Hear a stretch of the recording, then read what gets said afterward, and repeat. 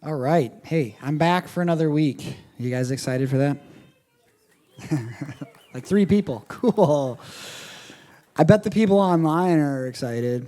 Well, they're excited because it's a balmy day here in Minnesota. Anybody? Going to the lake later? Wow.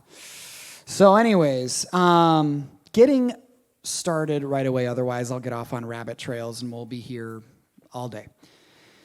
So Pastor Steve does a lot of listening to the congregation, and he's found out that one of the most stressful things that we all deal with has to deal with finances.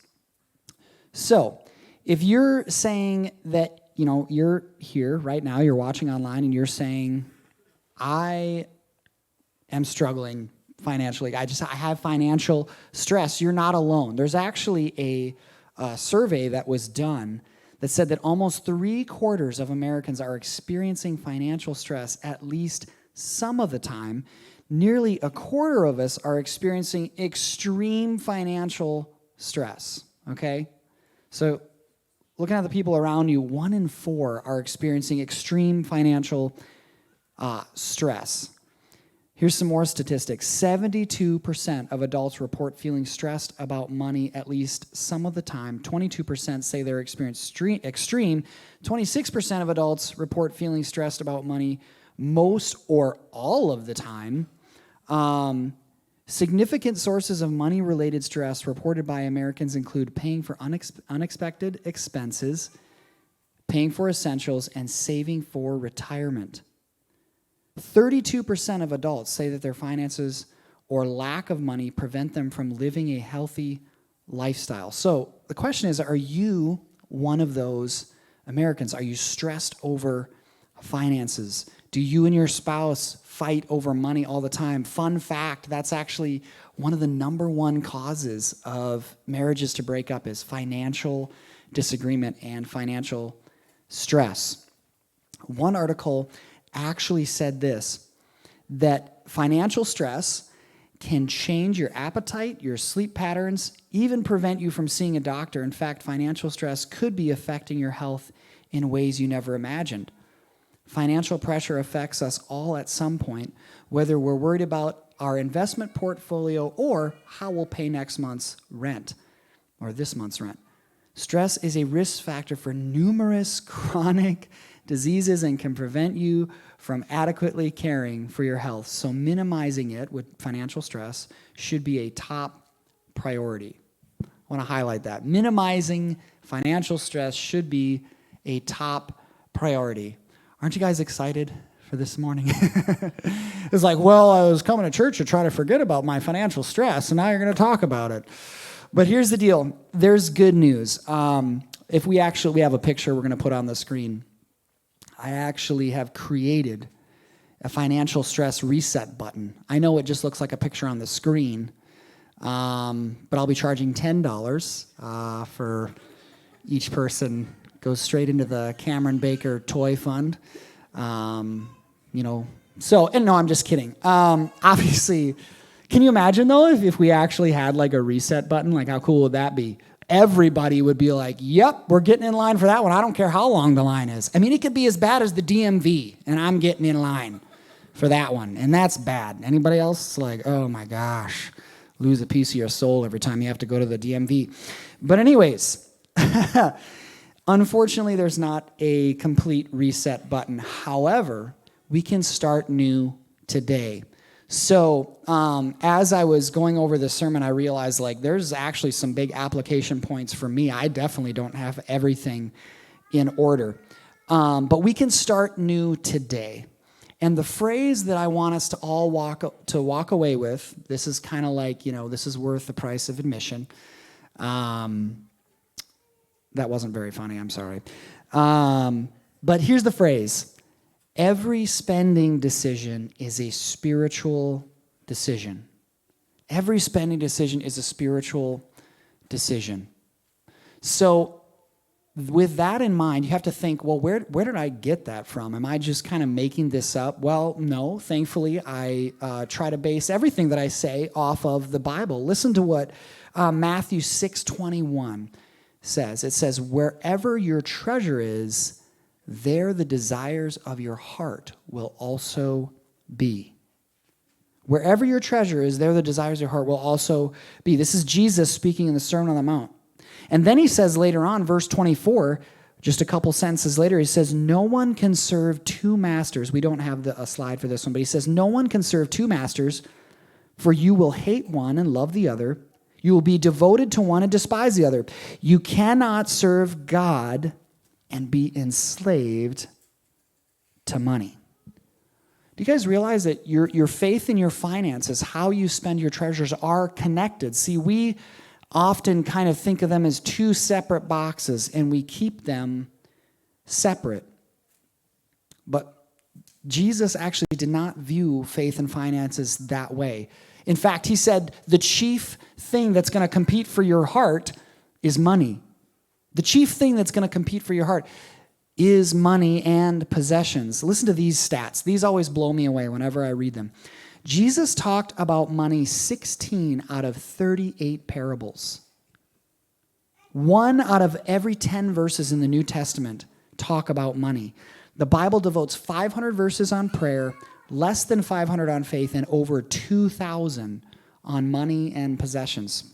It's kind of a big deal. It seems like God really wants to tell us something about possessions and our finances. See, why does Jesus talk about this? Why does the Bible talk about this so much? Because every spending decision is a spiritual decision, and what you do with your treasures shows what you truly treasure.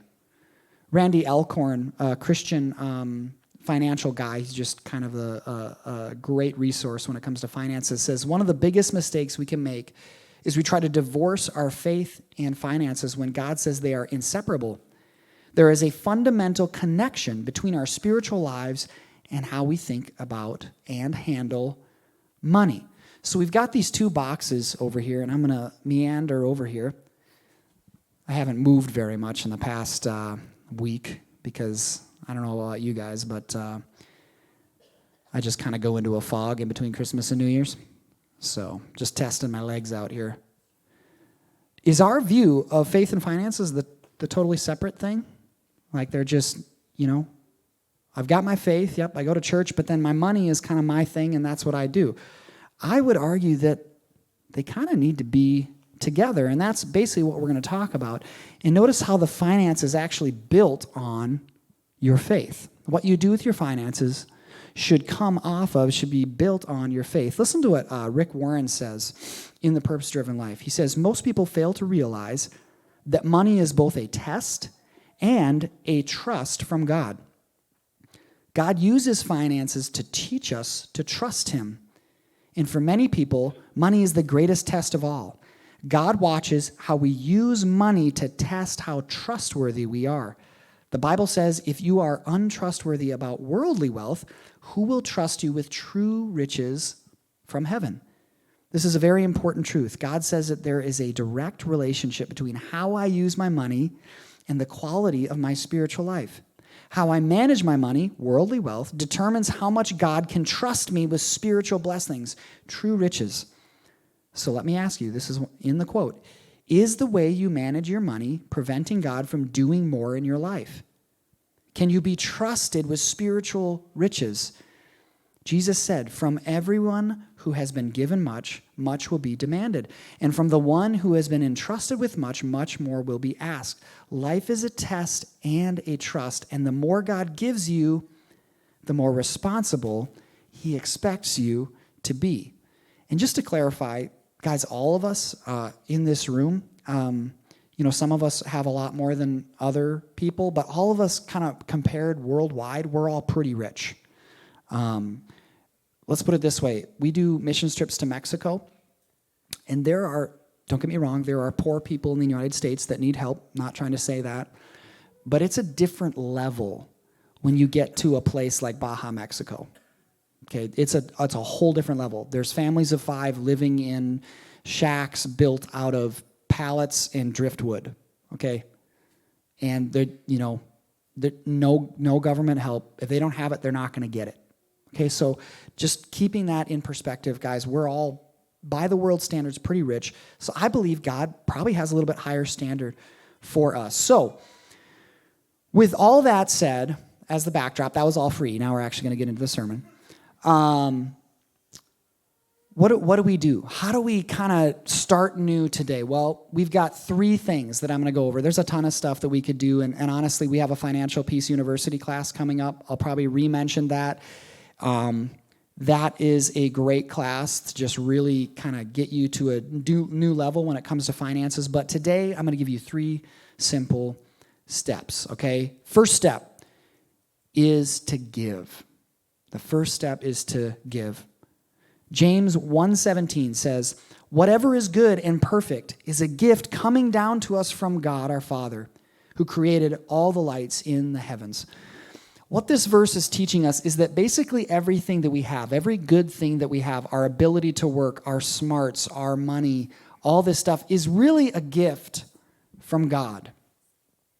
So, as a result, he asks us to give a portion of our income back to him. Proverbs 3:9 and 10 says, "Honor the Lord with your wealth and with the best part of everything you produce. Then he will fill your barns with grain and your vats will overflow with good wine." So notice how God is saying the way you honor him with your money kind of determines it determines his blessing for you. Now, I have to really clarify here. We are not a church that preaches that, if you give, $10, God's going to give you $20 back in the bank tomorrow. That's not how it works, right? I've heard it communicated in such a way that the reason you give and the reason you do all this stuff is so you can get what you want. As if God's some sort of magic slot machine, you put in your tithes and then out comes what you want, right? No, that is not what the Bible says, okay? So don't get me wrong here. But here's the deal. The theme of that verse, Proverbs 3:9 and 10, giving honors God, and those who honor him, he blesses. He blesses. So think about this. How many of you, when you were little, you had some sort of safety blanket, or you had a safety animal? Yep, these guys, they're yep, I got mine. What I would do is there was this huge quilt in our house, and I would lay on one end and then roll up really tight like a human burrito. And that was kind of my safety blanket, if you will, okay? So, when you had this, you felt safe, you felt good, right?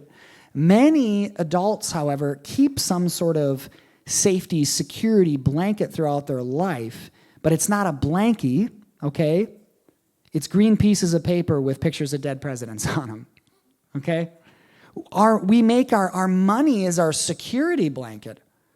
Our money, how much money I have in the bank account becomes this, and guys, I am right there with you. No, I have not grown beyond this, right? When my bank account gets low, I have to fight to not be oh no, what's going to happen? Okay, I'm not above this. Okay, I'm preaching to myself right now. When my bank account gets low, I start to feel, and maybe you are the same way. Here's the deal. I wonder if God is honored by that when we are so nervous based upon whether we have enough money for this or that, or when we've made money our security rather than him. I would say probably not. I don't think he's pleased with that because he is supposed to be our security. We're supposed to trust in him, not how much money we make or how much money we have or how many assets we have. So when it comes to giving, a big part of giving is actually basically making a declaration God, I trust you enough that I'm going to give back to you. Money is not my security, but you are, God. That's a statement that you're making when you give. I'm going to honor God by giving my best. Honestly, just to be really transparent, because I've always wanted this sometimes, like when a preacher will preach about something like this and then they'll kind of give vague applications. My giving, guys, is just set up automatically. It's just, I've set it up through the district website. My giving actually goes to the district. That's how the district functions. All the pastors give there. And then I've got, like Compassion Kids and all this other stuff and supporting missionaries. But my 10% is it's automatic because I don't want to forget, okay?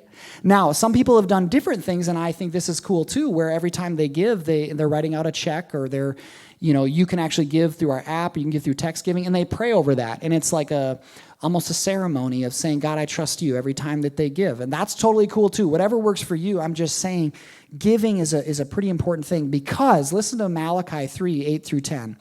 This is kind of serious business. The backdrop is the nation of Israel was not honoring God with their tithes. And this is what God says to them through the prophet Malachi. He says, should people cheat God? Yet you've cheated me. But you ask, what do you mean? When did we ever cheat you? You have cheated me out of the tithes and offerings due to me. You are under a curse, for your whole nation has been cheating me.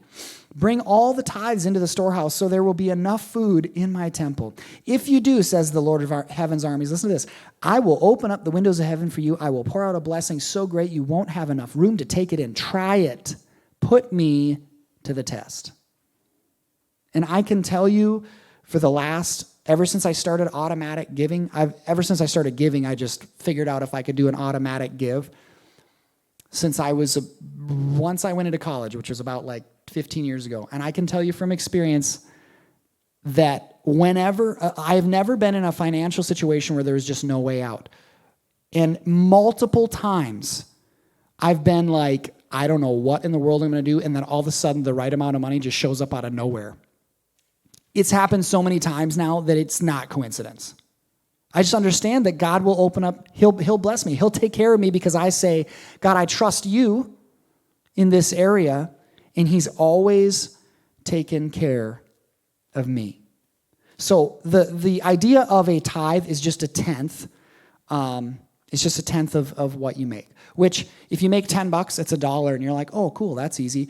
When you make a lot more money, it starts to be a big number, right? And you're like, I don't know. But trust me, God will not fail you. He's never failed me once, not even once. And He's actually pulled some pretty crazy stuff where it's like, I don't know what I'm going to do. And all of a sudden money just comes out of nowhere. And you're like, here's to pay the bill. It's like, okay, awesome. God can take care of you if you commit to giving. So the essence of giving and tithing is saying that, God, you're my security. Not my money. I trust in you. I'm trusting that you will be my provider.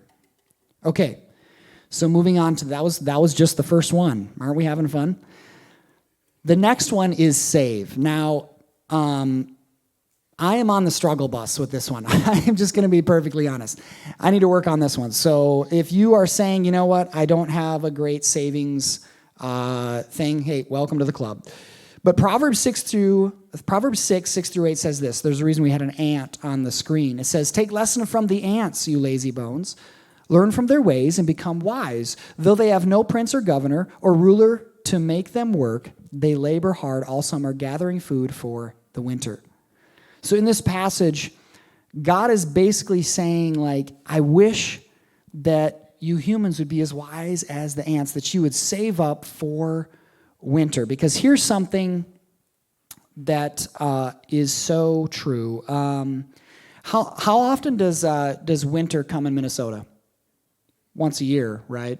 It's like clockwork. It's like we're not going to skip it, right? We know it's coming. Okay, so we like kind of buy jackets. We get the snowblower ready, or if you're like me, you just didn't buy two-stroke oil, so you can't use your snowblower. It's okay. I got more exercise. I shoveled. I got more exercise. But here's the deal. We all know it's coming, right? Here's something without a shadow of doubt. We don't know when necessarily, but I can guarantee you trials are going to come in your life. Crazy things are going to happen that you didn't expect. Unexpected financial things will come up. So here's the deal. We need to get ready financially or be prepared. Because things like, I don't know. I heard a story. One of my friends, they needed emergency surgery because their dog literally ate a towel. Like a towel, a whole towel. Okay, that was a big dog, but and it got stuck in his intestines. How many of you know it's okay, that's expensive, right? That's just one example of all the crazy things. Maybe you blow a tire or whatever. You got to get, you're at some place and you have to stop and get a tire repaired, or the ball joint on your car is starting to go out, or power steering goes bad. Cars are just money pits. Anybody? Can we just all agree they are a pit of despair when it comes to money? But we know that those things are going to come, so we should prepare. So I'm going to give you the Dave Ramsey thing, because Dave Ramsey, he teaches Financial Peace University. We have a class coming up. When is it starting? It's one of the classes here in January. If you check our website, I believe all the details will be there. If I was super prepared, like I should have been, I would have known that. But here we are. Okay, he says this. He says, set a goal today to save $1,000 in an emergency fund in the next 30 days. Okay? Now, after you get that $1,000, you just keep it in an emergency account, not a buy a new toy account, okay? That would be my problem. I've got this $1,000. Oh, there's that thing. You just go to Shields and you just walk around and you're like, oh, there's that thing I want. No, it is a $1,000 emergency fund to help you with the inevitable surprises. Now, here's some other stuff. You may want to take notes on this. After you save up that $1,000, Dave Ramsey, very smart with finances, would say you need to pay down bad debt. So things like credit cards, car payments. Now, I'm not going to go into this a ton because Amy is going to talk about this next week, but what you would do is you would attack the smallest debt first, then work to the next one. So let's say you have a $300, a $2,000, and a $5,000. You would try to attack that $300, get that paid off, then you would attack the $2,000, get that paid off, then attack the $5,000, get that paid off. And then after you get rid of that, you should have a reasonable mortgage that you can afford. Which, by the way, buying a new house was quite an experience, realizing how much money the bank was willing to trust me with. Anybody else just get a kick out of that?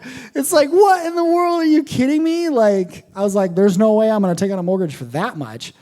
Okay, so that is the saving portion of it, and I got to move along. The final step, though, is to live, and live on a budget.